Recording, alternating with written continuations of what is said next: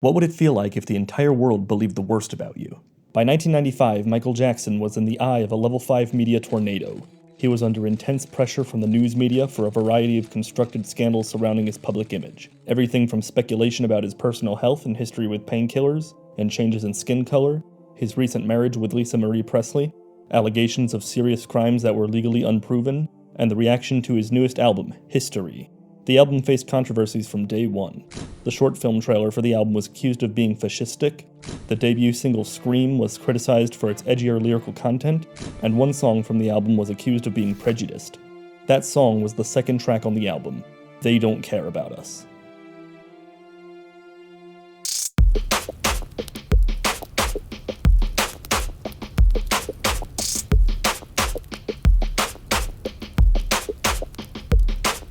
Michael Jackson is giving his fans a history lesson. He's going online Thursday night for a cyber chat live on CompuServe, Prodigy, America Online, and the net.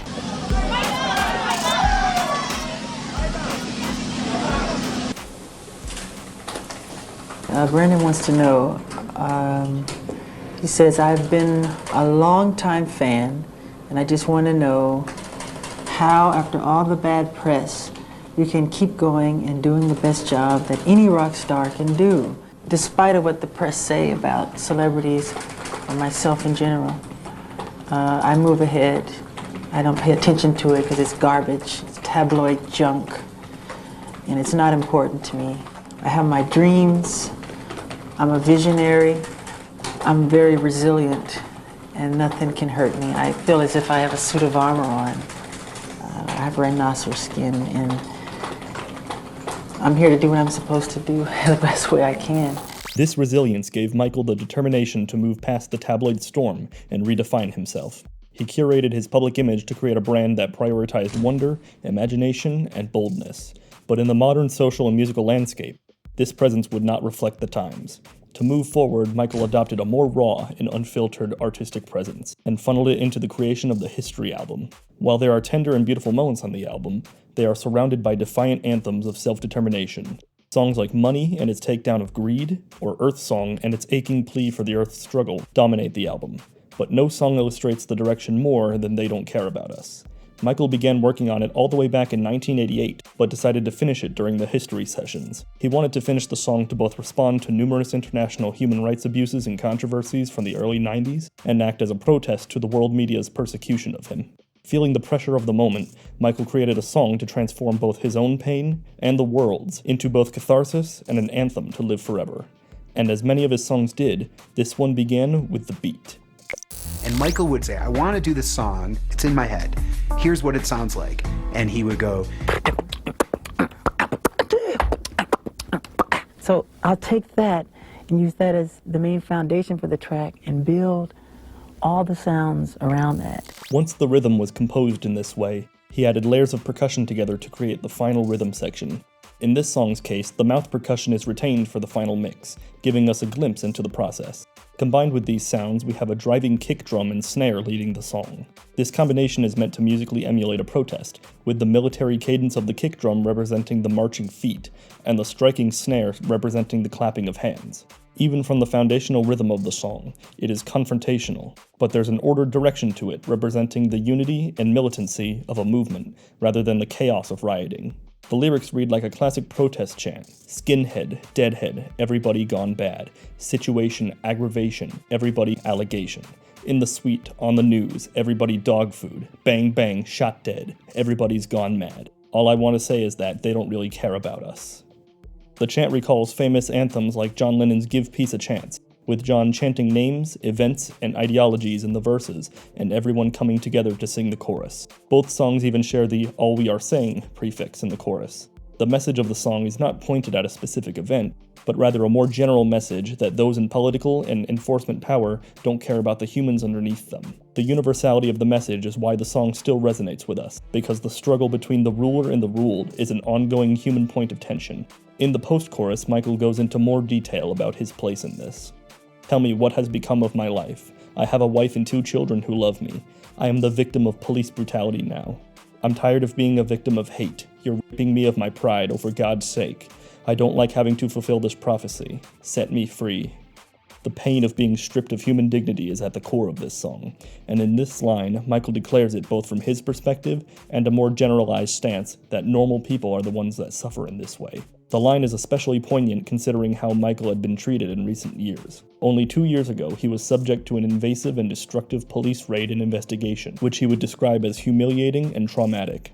Since he felt trauma at the hands of powerful forces, he is able to empathize with the overlooked and marginalized people of the world. But the song is not only an announcement of his recognition of the problem, but also an announcement of his defiance against it.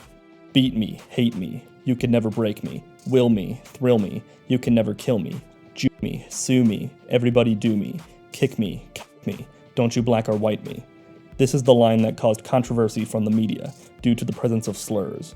Some listeners were shocked to hear these words in the song regardless of the intent of their use. However, Michael responded to the controversy by defending the use of these words and reiterating that the point was not to be hateful.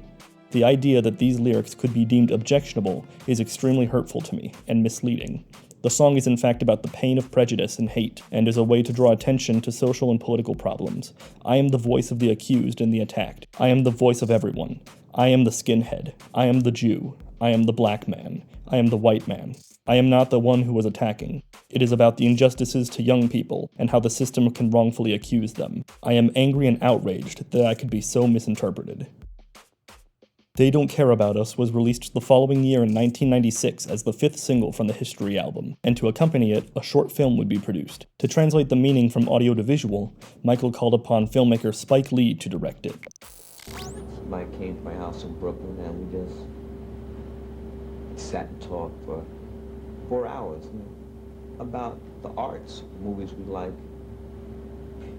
musicians, just the stuff we admire.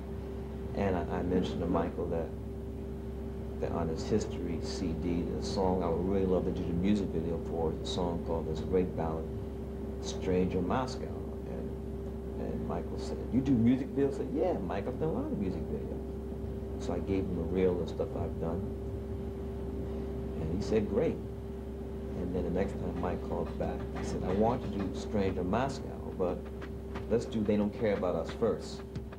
They decided to film it in Brazil, in the cities of Salvador and Rio de Janeiro. They chose areas afflicted by poverty to spread awareness and have the song be of the people, rather than being filmed in an expensive soundstage. The Brazilian government tried to ban the filming of the video, feeling that images of poverty would affect tourism. But they were especially wary of the effect that filming human rights abuses and destitute citizens would have on the country's chances of hosting the Olympics. Brazil submitted a bid application to the Olympics Committee to have Rio de Janeiro be a candidate city for hosting the Summer Olympics in 2004, and any possible showings of the country in a bad light were seen as a threat. Because of the antagonistic presence of the state authorities, Michael and Lee relied on the protection of a local drug kingpin, Marcio Amaro de Oliveira, who was a fan of Michael and offered the protection for free. Upon his arrival, the people of Brazil gave him a warm welcome, and throughout the short film, the people are seen everywhere around him. Michael collaborated with the cultural music group Olodum, which is seen and heard throughout the film. The finished performance perfectly serves the song, bringing its themes of unity and defiance to a visual medium. The short film stands out from his previous ones in many ways, but perhaps the most important one is that Michael is not in a studio surrounded by actors against an expertly designed set. In this one, he's in the real world, with all of its real issues shown. And instead of actors, he's with people, both fans in the community as well as musical collaborators. This is an evolution of Michael's tradition of only showing the real world rarely in his short films. But the reason this is rare is because it's done when the song's message is important. For instance, the 1988 short film For Man in the Mirror is made up entirely of footage of the real world, both beautiful and horrible. Both 1991's Black or White and 1995's Earth Song feature glimpses of real-world horrors as well. Michael reserves showing the real world for anthems of great importance, and in They Don't Care About Us, he not only shows the real world, but he's out there. They Don't Care About Us didn't stop with the short film, because another one was filmed. The second version, known as the prison version, was filmed in a real prison in Queens, New York, and as a response to the media backlash, the film begins with a message from Michael reiterating, "This film is not degrading to any one race, but pictorializes the injustices to all mankind. May God grant us peace throughout the world." Interspersed throughout the film are real-world visuals showing various atrocities from around the world, including the beating of Rodney King in 1991, the Tiananmen Square massacre in 1989, and many more. As we watch Michael in both short films, we see a fiery defiance in his eyes, singing with an intensity unprecedented in his career, and we truly feel the pain and determination he sings of is coming from a real place.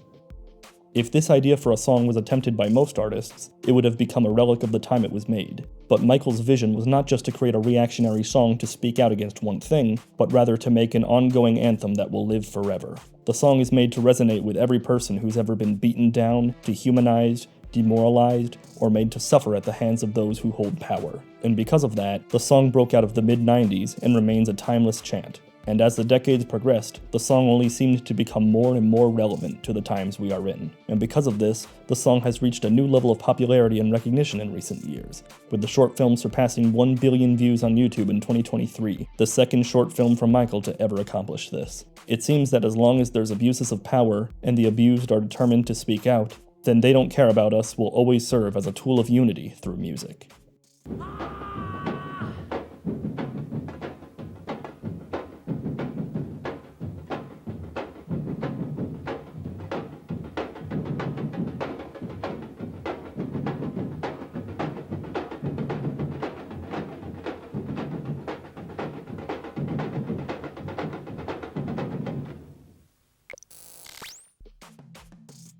If you enjoy deep analyses of pop music's greatest artists, I made a full documentary breakdown of John Lennon's explosive debut album and the personal cost behind it. You can watch it right here.